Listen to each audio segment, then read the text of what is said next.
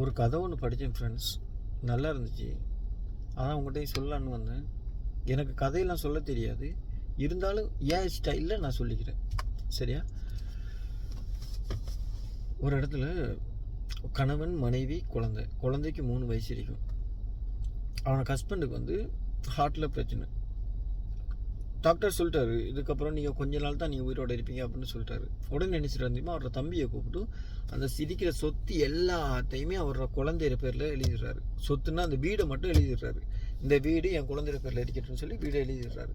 மற்ற பிஸ்னஸ் எல்லாருமே அவரோட தம்பியோட பேரில் மாற்றிட்டாரு. இந்த பிஸ்னஸை இனிமேல் நீ தான் பார்க்கணும், என்னால் ஏழுமா ஏழாதுன்னு எனக்கு தெரியாது, நான் இருப்பேனா இருக்க மாட்டேனான்னு தெரியாது, அதனால் இந்த பிஸ்னஸ் எல்லாத்தையுமே நீ பாரு.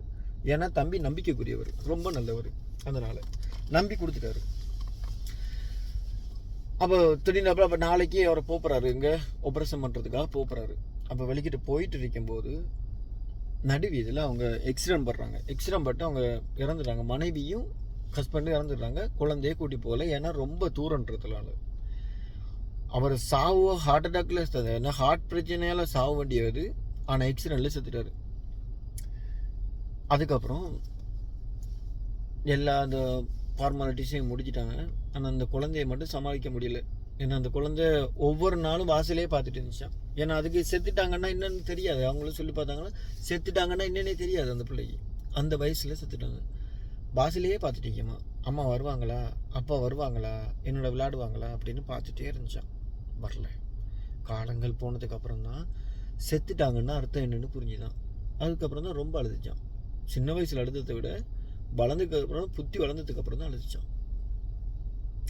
காலங்கள் போணுச்சு. இப்போ பிள்ளைக்கு 17 வயசு. இப்போ அவர் தம்பி என்ன செய்யறாரு தெரியுமா, கல்யாணத்தை பண்ணுறாரு.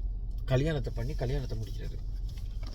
கல்யாணம் முடிச்சு சந்தோஷமாக வாழ்ந்துட்டு வரைக்கல, அந்த மனைவியிற சில சொற்களால் இந்த புள்ள மேலே வச்சிருந்த பாசங்களை கொஞ்சம் கொஞ்சமாக குறைச்சிட்டு வந்தாராம்.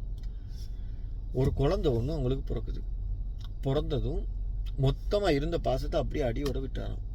அந்த குழந்தை மேலே வச்சிருந்த பாசம் கொஞ்சம் தள்ளுனாப்பிலே வச்சுருந்தாங்களாம். 18 வயசு ஆனதுக்கப்புறம் அந்த குழந்தைய பேரில் இருந்த எல்லா இந்த வீடு மட்டும் தான் இருந்து அதை நம்ம பேருக்கு மாற்றணுன்ற எண்ணத்திலே இருந்தாராம். இந்த புள்ள என்ன செஞ்சா, பல கொடுமைகள் தாங்க இல்லாமல் அந்த புள்ள அந்த வீட்டை விட்டு வெளில போயிட்டு கஷ்டப்பட்டு வாழ்ந்துச்சான். இவரும் இப்போ தம்பியோட கதைக்கு வருவோம், அந்த கதைக்கு அப்புறம் வருவோம். இப்போ தம்பி என்ன செய்யறாருமா, நல்லா பிஸ்னஸ் பண்ணி நல்லா சம்பாதிச்சாராம். அது குழந்தை வளர்ந்துட்டு இப்போ குழந்தைக்கு 15 வயசு ஆகுது.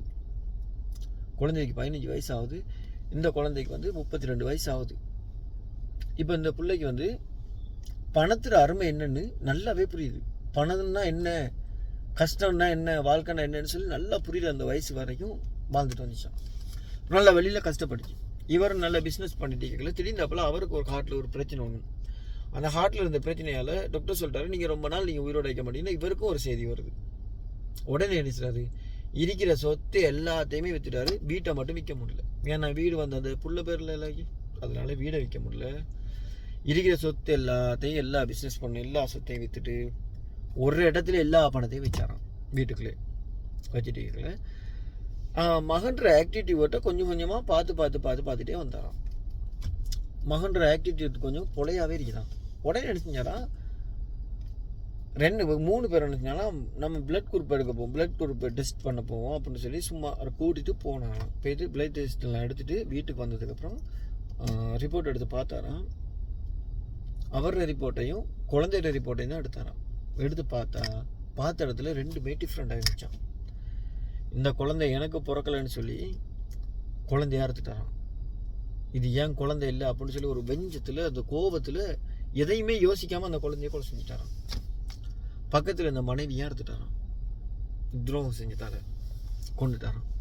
கொன்னதுக்கு அப்புறம் அவருக்கு அவ்வளோ கோபமாக இருந்துச்சான். அவ்வளோ கோபத்தில் எல்லாத்தையும் பண்ணிட்டாராம். பண்ணதுக்கப்புறம் பக்கத்தில் ஒரு தாள் இருந்துக்கா, அந்த தாளை எடுத்து பார்த்தாராம். அவர் படித்தது அவரோட மனைவி பேர். அந்த ஒரு சின்ன மிஸ்டேக்கால குடும்பத்தையே அழிச்சிட்டாரு. அதுக்கப்புறம் அவருக்கு அந்த ஹார்ட் பிரச்சனை அப்படின்னு சொல்லி போயிட்டு இருக்கல. கொஞ்சம் காசு அவர் அழிச்சிட்டாரு. அவர் கொஞ்சம் கஷ்டப்பட்டு உழைச்ச காசுல கொஞ்சத்தை அழிச்சிட்டாரு. முடியல. ஒரு நாள் அந்த புல் என்ன தெரியுமா வீடு தேடி வருது.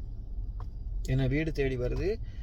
நான் கல்யாணம் பண்ணப்புறம் ஒருத்தரை நான் கல்யாணம் பண்ணப்புறம் இந்த வீடு என் பேரில் தானேக்கு இந்த வீடு எனக்கு வேணுன்றதுக்காக அந்த புல்லஞ்சது வீடை நோக்கி வருது. வீடை நோக்கி வர வீட்டு வாசலுக்குள்ள காலை வைக்குது. அவர் ஹாஸ்பிட்டல்லேருந்து அவரோட சாவு பொடி வருது வீட்டுக்கு. எல்லாமே ஒரே நாளில் நடக்குது. என்னடா நடந்துன்னு சொல்லி விசாரிக்கல இந்த பிள்ளைக்கு இந்த இவருக்கு காட்டில் பிரச்சனைன்னு சொல்லி அவர் செத்துட்டார். இப்போ அந்த வீடு எந்த ஒரு பிரச்சனையும் இல்லை, அந்த பிள்ளைக்கு கிடைச்சிது. அந்த தாயின் தகப்பனு இறந்து போனாங்களே ஆக்சிடென்ட் பட்டு, அவங்க கேட்ட அந்த துவா என்னன்னா, இந்த பிள்ளைக்கு சேர வேண்டிய வயசில் அது சேரணும், பணத்தில் அருமை தெரிகிற வரைக்கும் அந்த பிள்ளைக்கு அந்த இது சேரக்கூடாது, அது வரைக்கும் அது இருக்கட்டும், மற்றபடி அதில் வயசுக்கு வந்து அதில் பணத்தில் அருமை புரிஞ்சதுக்கப்புறம் அதுக்கு சேர வேண்டியது மொத்தமும் அதுக்கு சேரணும் அப்படின்னு சொல்லி அவர் துவா கேட்டிருந்தார். சரியா? அப்போ அந்த பிள்ளை இருந்துச்சு அந்த வீட்டுக்கு சொந்தக்காரி. இதுக்கப்புறம் அந்த சாவை வந்து அடக்கியாச்சு. அடக்கினதுக்கப்புறம் அந்த வீட்டில் இருக்குது. இப்போ அந்த பொடியனை வந்து கல்யாணம் முடித்து சந்தோஷமாக வாழ்ந்துட்டு இருக்கும்போது ஒரு அடப்பட்ட ஒரு ரூமை திறந்து பார்த்தா அதுக்குள்ள மொத்த பணமும் அதில் இருந்துச்சு. இதுலேருந்து என்ன நீதி விளங்குதுன்னா,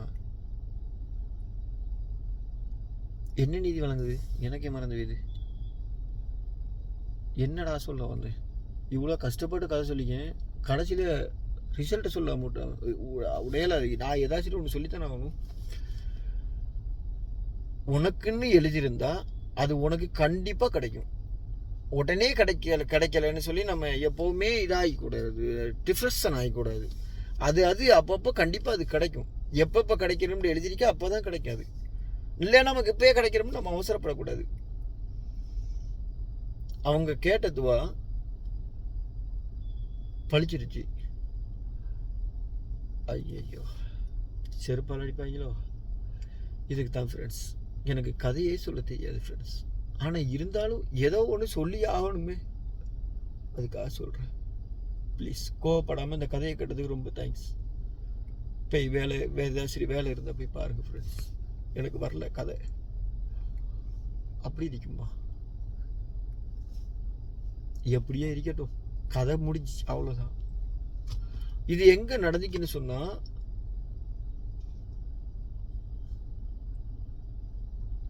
எங்கேயே நடந்துச்சு, மறந்துட்டேன்.